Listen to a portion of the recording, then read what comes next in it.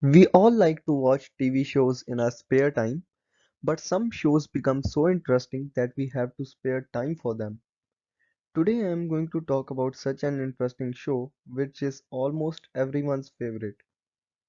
Hello everyone, my name is Jitendra Pal Singh and in this villain study presentation I am going to talk about a villain named Cersei Lannister who appears in a famous TV show called Game of Thrones. Before talking about our villain, I would like to explain a bit about the show itself.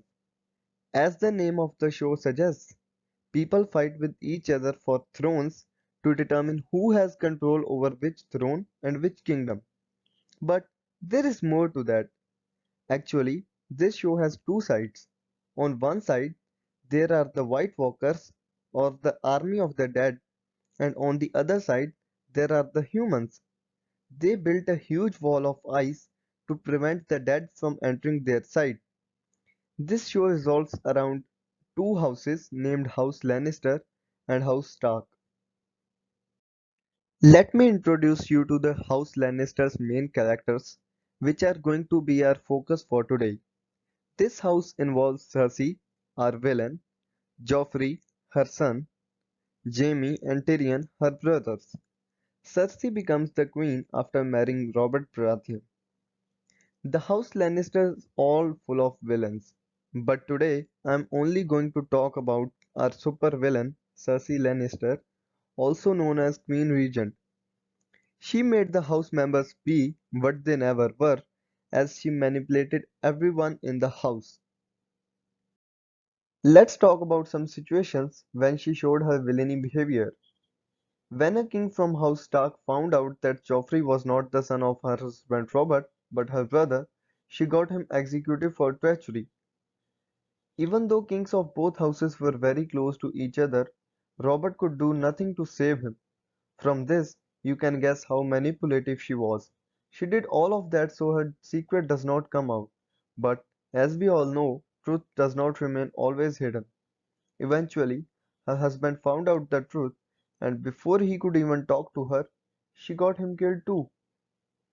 The kings of both houses were dead, and the person behind was our villain.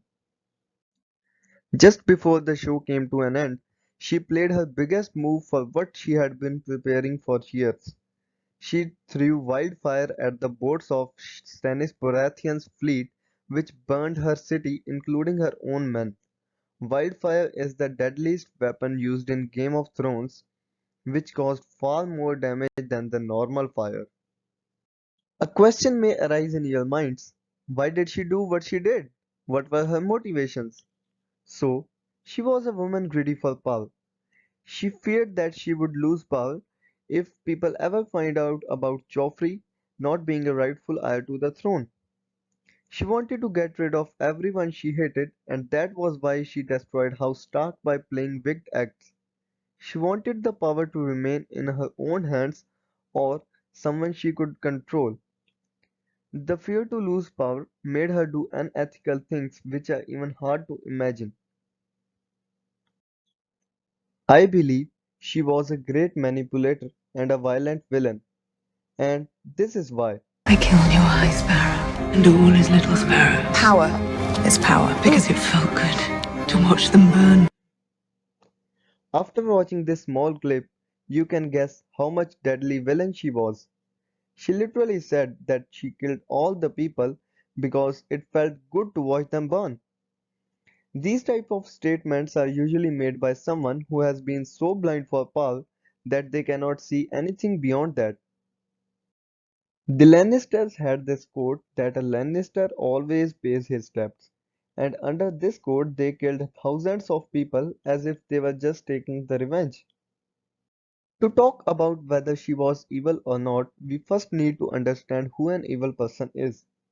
According to the popular dictionaries, the definition of evil is defined as a force that causes bad things to happen or a person who shows morally bad behavior.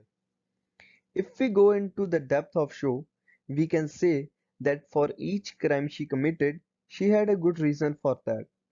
Despite of the fact that her actions can be understood, I still believe that Cersei was evil. All the characteristics of evil person fit with this character, as she showed no mercy even when things resulted in the deaths of her loved ones. There are basically four types of evil, and Cersei fits more to the idealistic evil. This is the type of evil that is justified. I believe that this villain was very interesting because of the way she did everything. She cared a lot about her children and Jaime, for whom she went to such extents.